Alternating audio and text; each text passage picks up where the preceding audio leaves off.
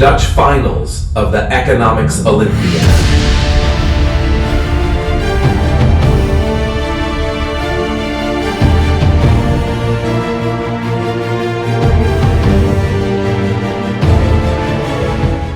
Today, 60 students compete for a place in the international finals in Greece.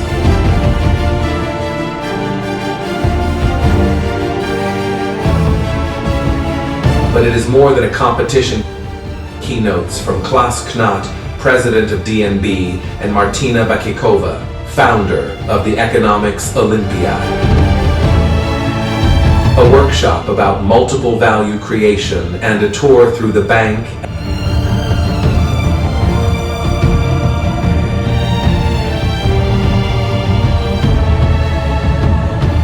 And besides all that, good food and drinks.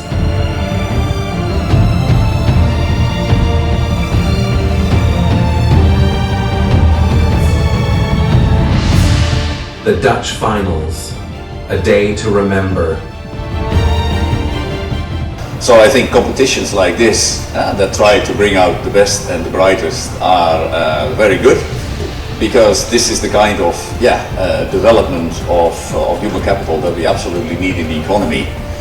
I'm a trained economist myself, so I look, well, and as you will see in the presentation, I still enjoy working with economics every day. I'm one of the very few people that I think that was trained in the discipline of economics and still applies the concepts that I was being taught when I was in school and later on in university. So, so I was asked to actually talk a little bit about the inflation surge and the ECB's response to the inflation surge. And as I already indicated, I feel very sort of privileged that every day, almost on a daily basis, when I think about monetary policy, I'm still applying the concepts that I was being taught when I was in university. In economics, it's very important that you think about aggregate demand and aggregate supply in the economy, as a macroeconomist. And in the real world, what happens is all the time there are shocks. Fighting inflation can best be left to independent central bankers that are independent of political pressure, that only look at inflation, and by doing so, therefore keep inflation expectations much lower, and therefore, if there is a bout of inflation spoiling over from a pandemic or a war in Ukraine, that of course at the origins you can't do anything about, but that at least the disinflation process back to target is least costly, is as less painful as possible. And that's the reason why we have central bank independence now everywhere in the world.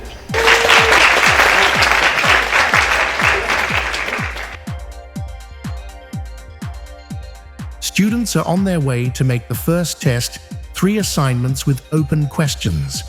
One about macroeconomics, one about financial economics, and one about sustainability. 60 students are finding their own place at the luxury tables at the Dutch National Bank.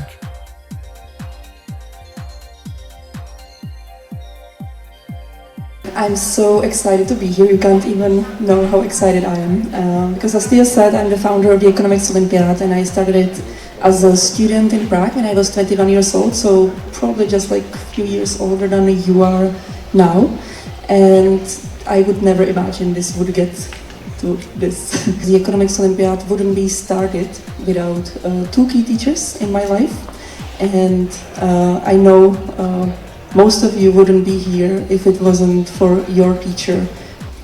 So guys, maybe, and it's also a question for the teachers, who of you, would you consider the person I described, the supporting teacher who believed in you in your life? Do you think you had or met someone like that in your life? Raise your hand if you have.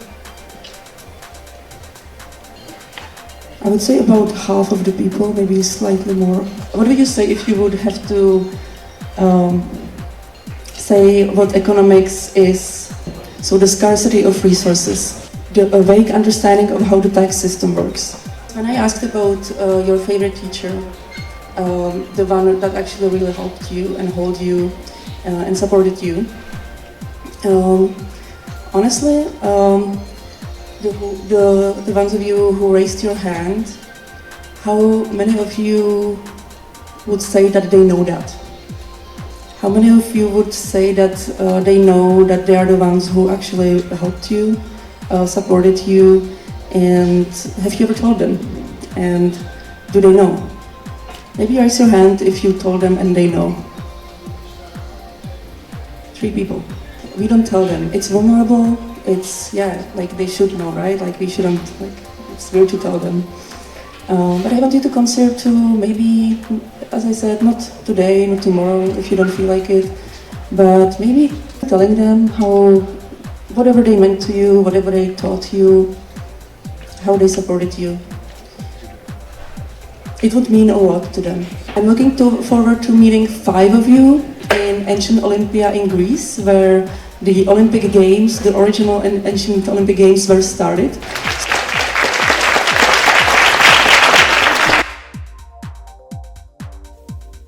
The next test is waiting, and in the meantime, teachers are grading the tests made.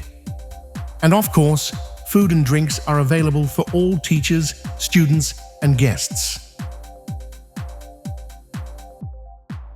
So I think there is, when you do organize this kind of events, it's very important to have moments like we will have now. I want to thank all the volunteers, and I will call them all by name, and I want them all to come down, because I have for everyone who did something a little present.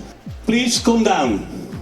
Martina Batsikova, Ria Roering, Twan Heijers, Jorna Leijeren, Bart Reijner, Martin Tulicek, Henk van der Boomgaard, Thomas Ozerkamp, Gert-Jan de Boer, Peter Luiten, Gerda van Eck, Peter Commandeur, Jacinta de Vogel, Sophie Luttevrans, Marja Kooijman, Cynthia Schrijvers, George van der Meulen, Jeffrey van Willik, Sireen van Doorn, Daria Schreuders, Grete Krijgsveld, Anne-Laura Hartbeil, Frans Philips, Michael Kogelman, Mark Sikkers, Dominique Vos, Clarice Doornbos, Harm Swart en Mariska Boutkind de Man.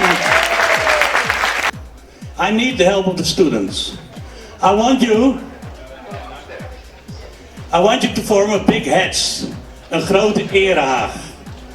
And after the heads stands, I want to ask all the teachers to walk up to here. I want to ask all the teachers to stand up and to walk through the heads up to the end. And there is Martina, Thomas and Ria. We'll have a nice word for you.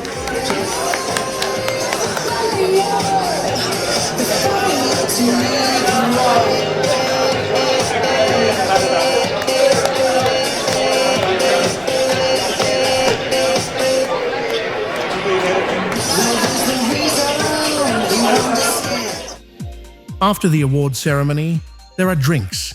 Students are looking for a guide to get a tour through the bank. I think you and I have a lot in common, and that is the passion for economics. I like it as a policy maker working on the digital euro, because the digital euro has many economic theories behind it. It's a little bit philosophical as well, because it's about money, and money, as you know, is a social construct. So what makes something valuable? What makes money money? What makes it so important?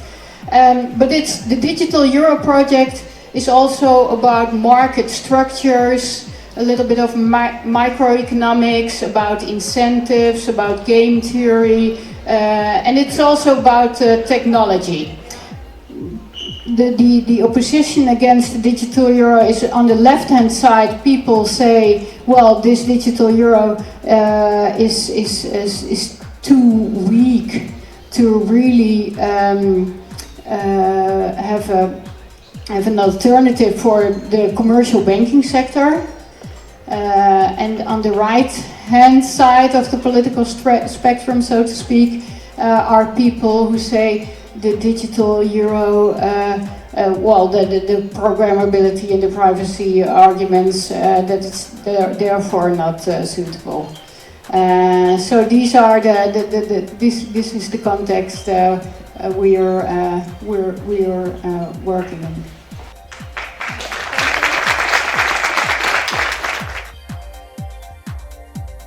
And now, the most important moment. I have 9 persons.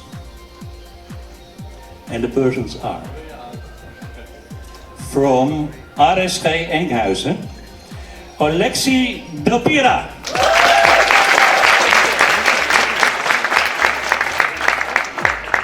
No, just wait here.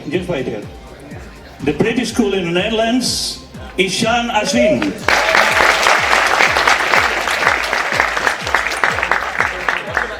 Gymnasium Novum, Tijn Brandsen.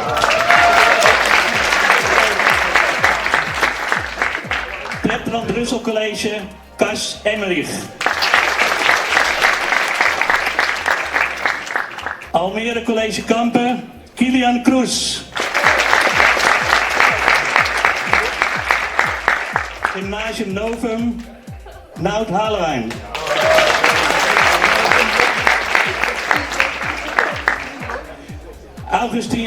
Augustinianum, Eindhoven, Rico Baardenburg. Gymnasium Berrenrode, Ryan Uden. En last but not least, Carolus Borromeus College, Babs Gebbels.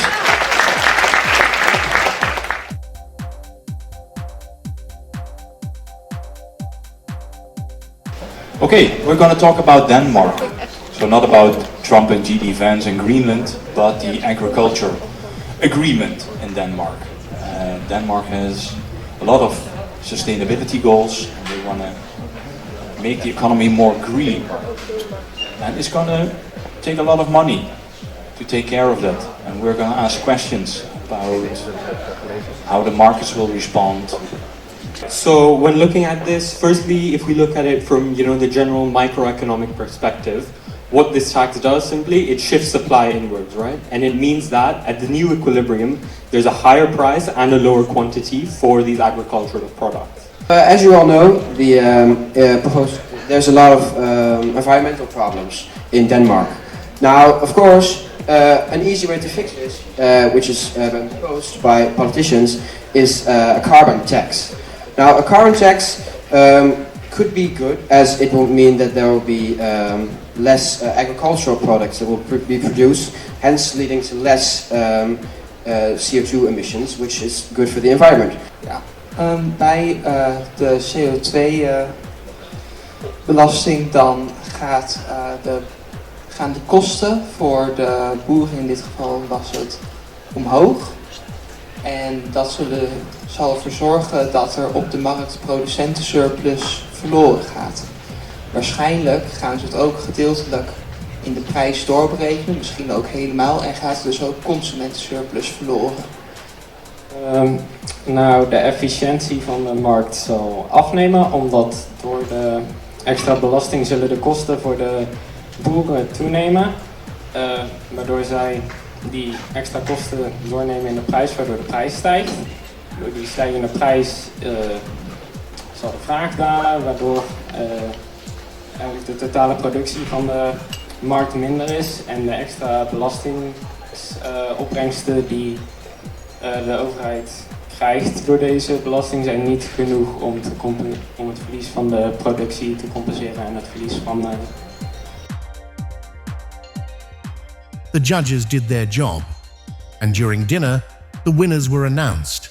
Babs Gebbels, Ryan Uden, Ishan Ashwin, Noud Halewijn and Kilian Kroes have been qualified for the international finals in Greece.